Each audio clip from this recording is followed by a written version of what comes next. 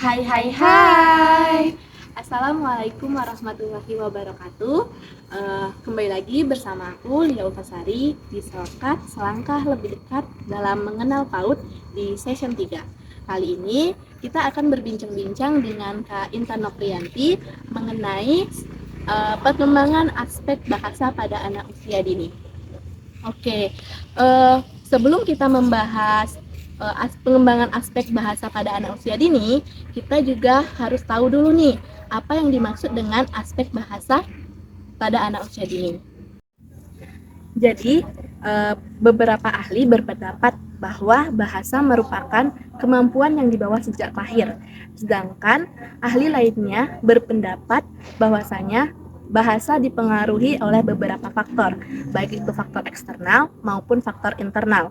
Oke guys, untuk lebih lanjutnya, mari kita bahas bersama Kak Intan Nofrianti. Oke Kak, sebelum kita pembahasan lebih jauh nih, ada baiknya kita membahas tentang teori pengembangan aspek bahasa pada anak usia dini.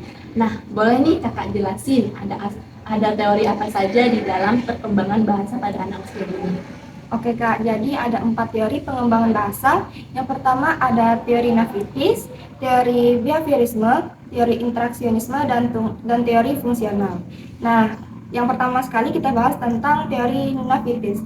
Nah, teori ini berpandangan bahwa perkembangan bahasa itu bersifat alamiah atau natural.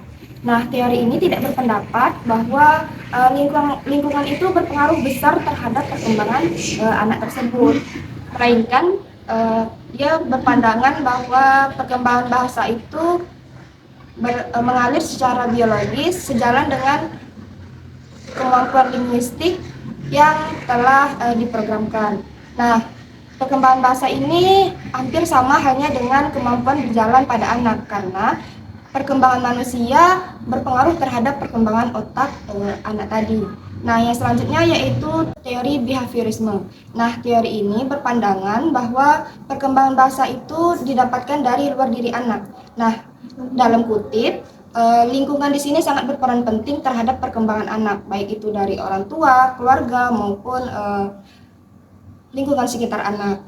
Yang ketiga yaitu teori interaksionisme. Nah, perolehan bahasa yang dari interaksionisme ini antara kemampuan psikologis dengan lingkungan sekitar anak.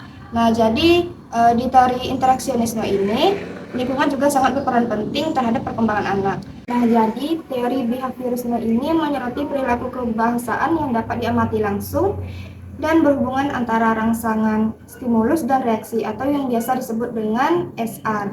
Nah, ini kita ambil contoh dengan anak menyebutkan kata yang benar itu kan barangkali. Nah, jadi anak itu menyebutkan salah kata seperti bilang kali. Nah, siapapun yang mendengarkan kata itu, orang tua maupun orang sekitarnya itu pasti akan membenarkan kata yang benar. Seperti nak, yang benar itu barangkali, bukan bilang kali. Nah, di suatu ketika anak itu ingin mengucapkan kata bilang kali tadi, tetapi teringat bahwa yang benar itu barangkali. Nah, di situ letaknya respon terhadap pemberian stimulus yang diberikan pendidik atau guru tadi. Nah, yang ketiga teori interaksionisme. Nah, teori ini berpandangan bahwa teori ini merupakan hasil interaksi antara kemampuan psikologi siswa terhadap lingkungan bahasa anak. Nah, Howard Gardner mengatakan bahwa semenjak lahir anak sudah memiliki kecerdasannya masing-masing. Salah satunya yaitu kecerdasan berbahasa. Namun tidak dapat dipungkiri bahwa lingkungan di sini sangat berperan penting terhadap perkembangan bahasa anak, baik itu dari orang tua, guru maupun lingkungan sekitarnya. Nah, yang terakhir yaitu teori fungsional. Nah, teori ini merupakan hasil manifestasi dari kemampuan kognitif dan afektif yang bermanfaat bagi manusia itu sendiri, manusia dan lingkungan sekitar untuk berhubungan dengan mereka ataupun dalam rangka menjaga lingkungan. Nah guys, udah dijelasin nih sama Kak Intan tentang teori pengembangan bahasa. Nah, yang dijelaskan Kak Intan itu ada 4 teori dalam pengembangan bahasa. Yang pertama itu ada teori navistis, yang beranggapan bahwa kemampuan bahasa itu merupakan kemampuan yang dibawa sejak lahir. kedua itu ada teori behavioristik atau behaviorisme, yang beranggapan bahwa bahasa merupakan masalah respon atau sebuah imitasi. Artinya, bahasa dapat dikembangkan melalui tiruan atau imitasi orang lain.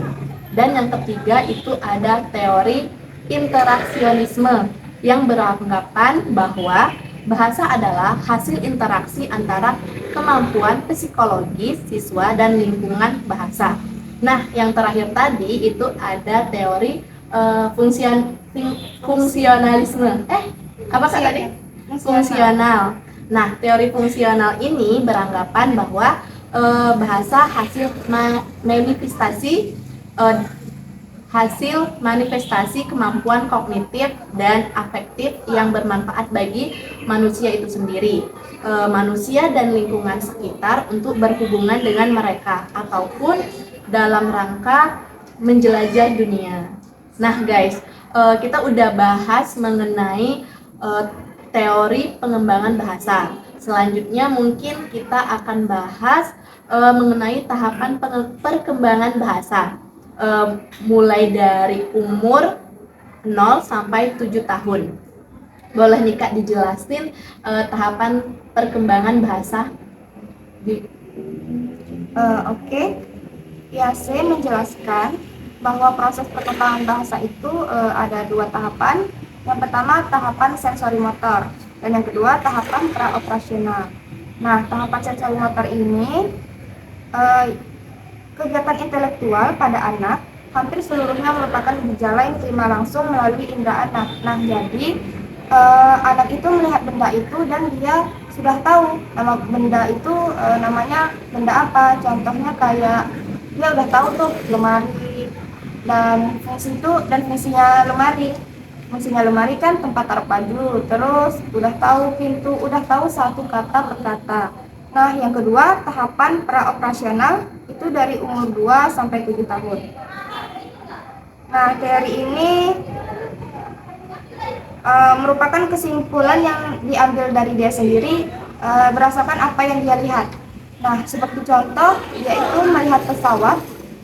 Sebenarnya kan pesawat itu besar ya, tetapi ketika dia lihat ke atas, berdasarkan yang dia lihat itu kecil, jadi dia beranggapan dan berpendapat bahwa pesawat itu kecil.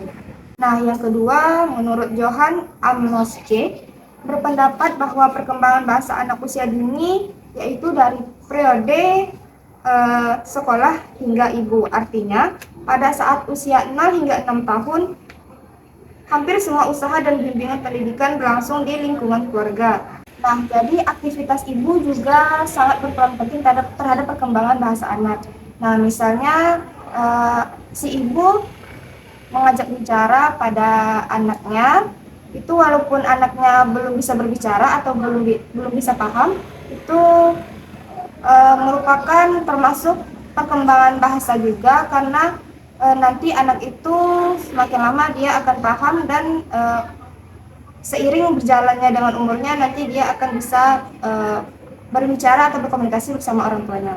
Nah, yang ketiga, menurut Semiawan, perkembangan bahasa anak usia dini itu ada dua. Perkembangan bahasa usia bayi secara umum, pada umur 3 sampai 6 bulan itu dia itu sudah mulai mengoceh, seperti mengucapkan kata ba, ma, atau pa. Nah, tujuan dia mengucapkan kata itu dengan agar orang tuanya itu dapat menarik perhatiannya.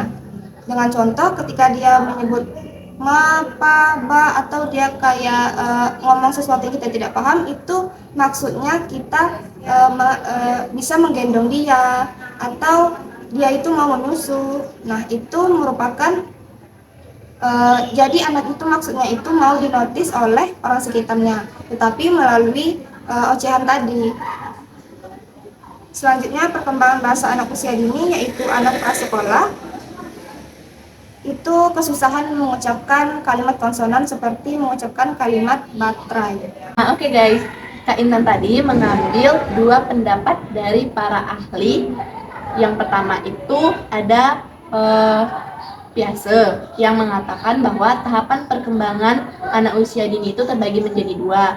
Ada tahapan sensori motor dan ada tahapan praoperasional. Nah, yang kedua itu dari Johann Amos C. berpendapat bahwa perkembangan bahasa anak usia dini yaitu periode sekolah sampai ibu. Artinya, pada saat usia 0 sampai 6 tahun. Pada periode ini, hampir semua usaha dan bimbingan pendidikan berlangsung di lingkungan keluarga, terutama aktivitas ibu sangat mempengaruhi proses perkembangan bahasa anak. Nah, guys, tadi kita sudah membahas tentang tahapan perkembangan bahasa. Nah, sepertinya teman-teman juga perlu tahu nih Kak Intan, apa saja sih gangguan yang sering anak dapatkan ketika mengembangkan bahasanya gitu. Nah, jadi nggak setiap anak nih Kak tumbuh dengan kemampuan berbahasa yang baik. Ada beberapa juga yang menghambat mereka dalam memperoleh bahasa, sehingga menimbulkan gangguan tadi. Nah, jadi ada 4 gangguan. Yang pertama itu ada disfavia.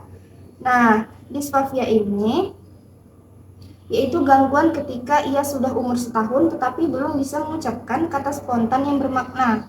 Contohnya, belum bisa mengucapkan kata mama, papa. Dalam kemampuan reseptif atau merespon orang lain, dia sudah baik, hanya saja kemampuan ekspresinya itu masih mengalami keterlambatan. Nah, yang kedua itu ada gangguan sindrom Asperger. Nah, gejala yang muncul dari gangguan ini adalah gangguan interaksi sosial, kebatasan, dan pengulangan perilaku. Nah, gangguan ini berupa kesulitan anak dalam komunikasi nonverbal, cara memandang lawan bicara, dan ekspresi wajah dan gestur anak. Ia juga kurang bisa bermain dengan anak seusianya. Maksudnya di sini, anak kurang bisa berinteraksi dengan orang lain dan dia juga tidak bisa mengekspresikan dalam pengucapan bahasa yang baik. Yang ketiga ada gangguan MSDD atau gangguan multi-system development. Nah, gangguan ini terlihat dengan adanya problem komunikasi, sosial, dan proses sensori atau rangsangan anak. Nah, ciri-cirinya biasanya reaksi abnormal, hiposesif, atau hipertensif terhadap suara, aroma, tekstur, gerakan, suhu, dan sensasi inderanya. Anak dengan gangguan ini biasanya minat komunikasi dan interaksi yang normal, hanya saja respon dan reaksinya tidak berjalan secara optimal.